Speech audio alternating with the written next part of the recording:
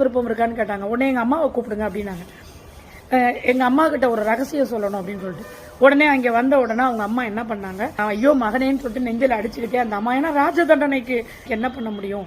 உடனே அந்த அம்மா என்ன பண்ணாங்க, ஐயோ நம்ம குழந்தைய கழுமரத்தில் ஏற்ற போகிறாங்களே அழுதுகிட்டு அந்த அம்மா வந்து இங்கே வாமா அவங்கள்ட்ட ஒரு ரகசியம் சொல்கிறேன்னு சொல்லிட்டு கூப்பிட்டு அந்த அம்மாவை கூப்பிட்டு பக்கத்தில் வந்தவொடனே கட்டி பிடிச்சி காதை கடிச்சு துப்பிட்டார் அப்படி அந்த திருடன். ஏன் அப்படின்னு ராஜா கேட்க, அன்னைக்கே நான் ஒரு ஊசி எடுத்துட்டு வரப்ப அது திருட்டு பொருள், அது நீ பண்ணக்கூடாதுன்னு எங்க அம்மா சொல்லியிருந்தா நான் இவ்வளவு பெரிய திருடனாகி என்னோட உயிரை போக்கிக்கிற நிலைமை வந்திருக்காதுல்ல, அரசாங்க தண்டனைக்கு நான் ஆட்கொள்ளுன்னு இருக்க மாட்டேன்ல அப்படின்னு சொல்லி அந்த திருடன் வந்து ரொம்ப ஃபீல் பண்ணிட்டு கல்மரத்தில் ஏற்றிடுறாங்க. இதை ஏன் சொல்ல வரேன்னு பார்த்தீங்கன்னா, எனக்கு தெரிஞ்ச ஒரு குழந்தை வந்து 10th பாஸ் ஆனது, ஒரு குழந்தை வந்து 8th, +2 படித்த பொண்ணு இருந்தது. அவங்க வீட்டில் 3 பொண்ணுங்க இருந்ததுல ஒரு குழந்தை வந்து +2 முடிச்சிருக்கு. +2 முடிச்சோன்னா என்ன மார்க் அப்படின்னு கேட்டோன்னா 1000 கிட்ட மார்க்கு அப்படின்னு. ஓகே 1000 கிட்ட மார்க்கா, ஓகே அப்படின்னு விட்டுட்டேன். அதில் ஒரு குழந்தை ஃபெயில். நம்ம சாதாரணமாக இருக்கிறப்போ அவங்களே என்ன சொன்னாங்க, என்னம்மா காலேஜில் சேர்க்க போறீங்க என்ன ஏதுன்னு கேட்குறப்போ, இல்லைங்க இப்படி அப்படின்னு சொல்லிட்டு எல்லாம் பேசிட்டு இருந்தாங்க, மார்க் இவ்வளோங்க அவ்வளோதான் சொல்லிட்டு இருந்தாங்க. அதுக்கப்புறம் அதை பற்றி பண்ணலை.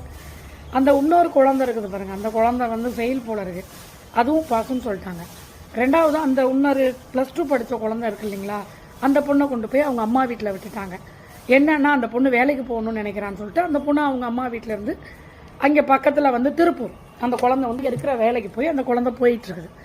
அது பெரிய ஸ்கூல், அது சிவகாசியில் ரொம்ப ஃபேமஸான ஸ்கூல். அங்கே சாதாரணமாக கேட்குறப்ப எதுக்குங்க நல்லா சீட் கொடுத்துருக்காங்க. என்கிட்ட வந்து என்ன சொன்னாங்க, மார்க்கெல்லாம் நல்ல மார்க்கு தான், காலேஜில் தான் நமக்கு வந்து பணம் கட்டி படிக்க வேண்டியிருக்குன்னு. அப்போ நான் ஒரு டீச்சர்கிட்ட கேட்டேன், இவ்வளோ மார்க் வாங்கினவங்க எதுக்கு உங்களுக்கு வந்து ஃபீஸ் கட்டாமல் வரும் இல்லையா அப்படின்னு கேட்டேன். அப்போ அவங்க சொன்னாங்க, யார் சொன்னதுங்க, அவங்க எவ்வளோ மார்க்குன்னு தெரியுங்களா அப்படி, ஜஸ்ட் பாஸ் மார்க்.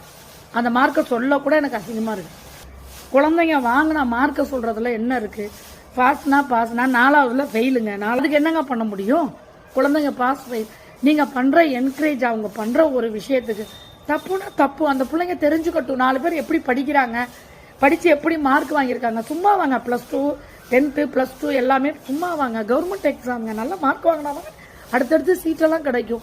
அது அந்த குழந்தைங்களை விளங்க வைக்கணுங்க.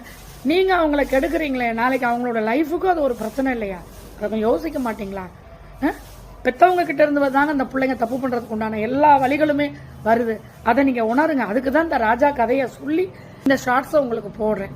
ஓகேங்களா, பாருங்கள், உங்கள் குழந்தைங்க சப்போர்ட் பண்ணுறேன்னு உங்கள் பிள்ளைகளோட வாழ்க்கையை கெடுக்காதீங்க.